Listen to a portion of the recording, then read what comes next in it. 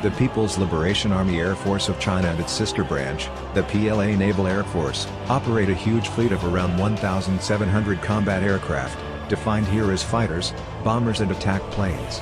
This force is exceeded only by the 3,400 active combat aircraft of the U.S. military.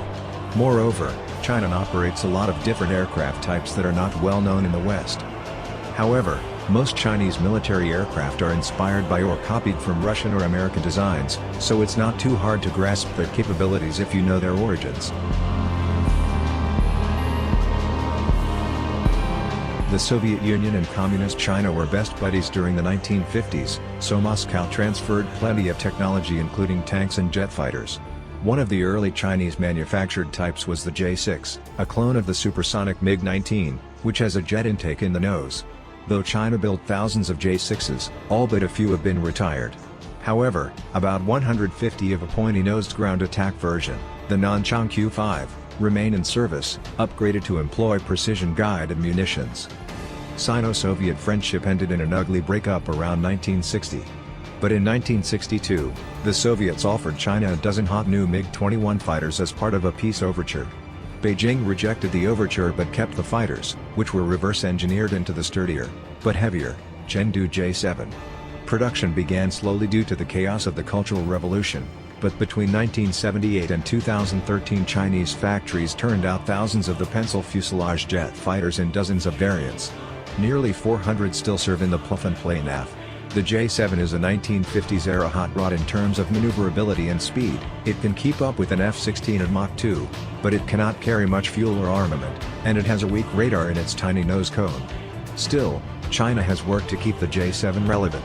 The J-7G introduced in 2004 includes an Israeli Doppler radar, detection range, 37 miles, and improved missiles for beyond visual range capabilities, as well as a digital glass cockpit. These aircraft would struggle against modern fourth-generation fighters that can detect and engage adversaries at much greater ranges, though hypothetically mass formations could attempt to overwhelm defenders with swarm attacks. Still, the J-7s allow China to maintain a larger force of trained pilots and support personnel until new designs come into service.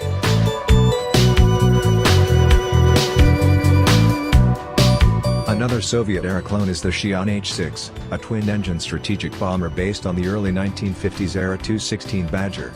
Though less capable than the US B-52 or Russian Tu-95 Bear bombers, the air-refuelable H-6K remains relevant because it could lug heavy long-range cruise missiles hit naval or ground targets as far as 4,000 miles from China without entering the range of air defenses. The H-6 was originally tasked with dropping nuclear weapons, but the PLF no longer seems interested in this role. Xi'an is reportedly developing a new H-20 strategic bomber, though there's little information available so far.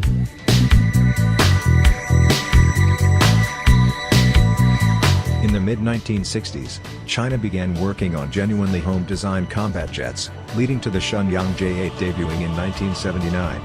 A large twin-turbojet supersonic interceptor that could attain Mach 2.2 and resembled a cross between the MiG-21 and the larger Su-15. The J-8 lacked modern avionics and maneuverability. However, the succeeding J-8-2 variant improved on the former with an Israeli radar and a new pointy nose cone, making it a fast but heavy weapons platform a bit like the F-4 Phantom. Around 150 are still operational. The 200-plus Xi'an JH-7 Flying Leopards, which entered service in 1992, are beefy two-seat naval attack fighter bombers that can lug up to 20,000 pounds of missiles and have a top speed of Mach 1.75. Though they wouldn't want to get in a dogfight with opposing contemporary fighters, they may not have to if they can capitalize on long-range anti-ship missiles. The Chengdu. In a remarkably short time frame, China developed two distinct stealth fighter designs. 20 Chengdu J-20s entered PLF service in 2017.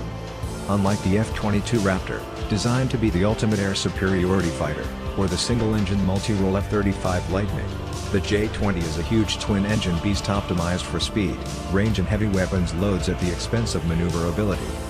The J-20 might be suitable for surprise raids on land or sea targets, though its larger rear aspect radar cross-section could be problematic, or to sneak past enemy fighters to take out vulnerable support tankers or AWACS radar planes. Special mission stealth fighters make sense for a country that is only just getting into the business of operating such technically demanding aircraft. Meanwhile, the smaller, privately developed Shenyang J-31 Falcon, or FC-31, is basically a twin-engine remodeling of the F-35 Lightning, quite possibly using schematics hacked off Lockheed computers. Chinese designers may have developed an aerodynamically superior airframe by ditching elements supporting vertical takeoff or landing engines. However, the J-31 probably won't boast the fancy sensors and data for training, organizational doctrine and supporting assets ranging from satellite recon to air refueling tankers, ground-based radars and airborne command posts. For example, China has the intel resources, aircraft and missiles to hunt aircraft carriers. However, the doctrine and experience to link these elements together to form a kill chain is no simple matter. A 2016 RAND report alleges Chinese aviation units are scrambling to reverse a lack of training under realistic conditions and develop experience in joint operations with ground and naval forces. At any rate, Beijing seems in no rush to replace all its older jets with new ones. Major new acquisitions may wait until the Chinese aviation industry has smoothed out the kinks in its fourth generation and stealth aircraft.